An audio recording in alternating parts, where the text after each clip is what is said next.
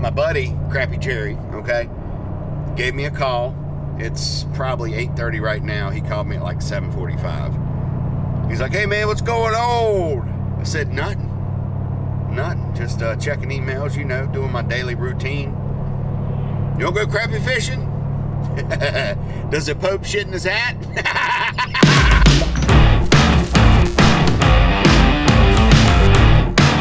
Jerry has been on these mag crappies, like just magnums, dude. He gave me some a couple weeks ago, and there was only a few that was 10 inches.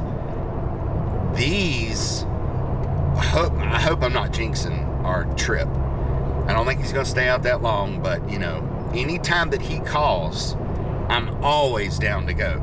So these magnum crappies he's catching, it's a secret spot, so I'm not gonna be able to show it, but I will get footage of some of the fish.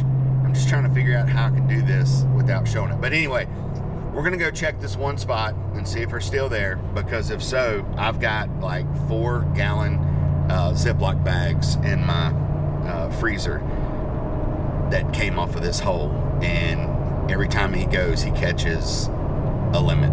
So yeah, pretty exciting. Yeah, it is. I'm meeting him right now. We're gonna go to this spot, and he said he's gonna go look for some more. So when we go look for some more, I'll throw the camera up, and you know.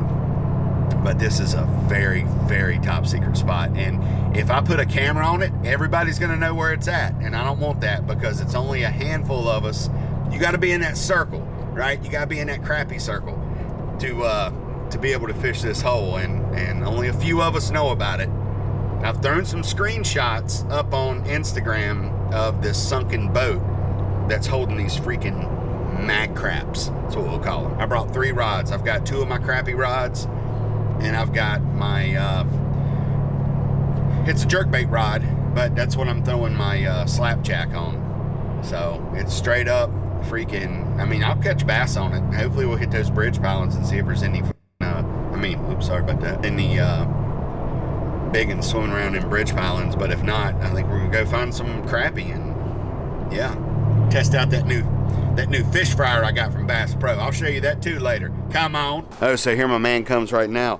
So down here at the dock, finally made it down here. Look, all I got is a Kroger bag with some tackle in it. I was in a hurry. I forgot my daggone snuff. I didn't get my tackle box.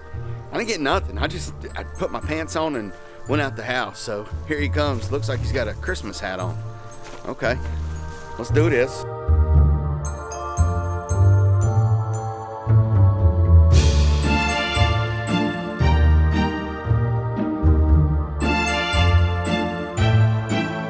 This is a secret spot, so unfortunately all you're going to see is the sky for now. We are going to go find some other spots, hopefully, you know, a little bit later maybe, and you know, I'll let you in on that, but I can't on this, because like I said, you got to be in that secret crappie circle to where only a handful of guys know about this. Luckily I'm one of the guys. You got to be in the club, you know what I'm saying? You got to be in the club, so I can keep some stuff a secret. Not just because I got a camera doesn't mean I'm going to bust everybody out, so I would never do this. And I'll show you the fish, you know, I'll show you how we're catching them, but, you know, just sit tight. Oh, yeah. They home. They are home.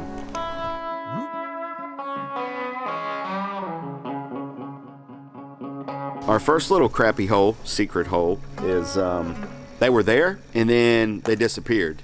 And I think I know why, because I just caught, 2.5 pound largemouth. So what happens is, what do you think? Those bass just kind of move in and pushes them out, don't they? Yep. Largemouth roll up in there. Them crappie are like, see ya.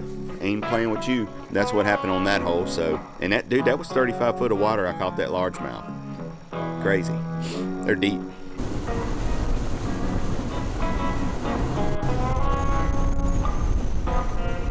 Well, that kind of concludes our little crappie trip we had today, a little fishing trip. Still couldn't show you where we was at, but we caught, how many we got? Probably 25, something like that.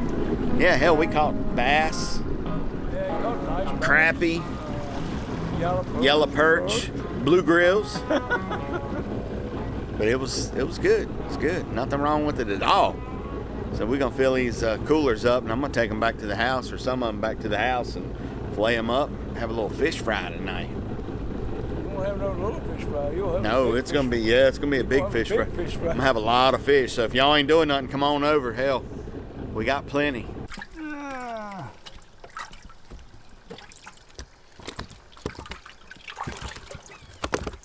Slabbers.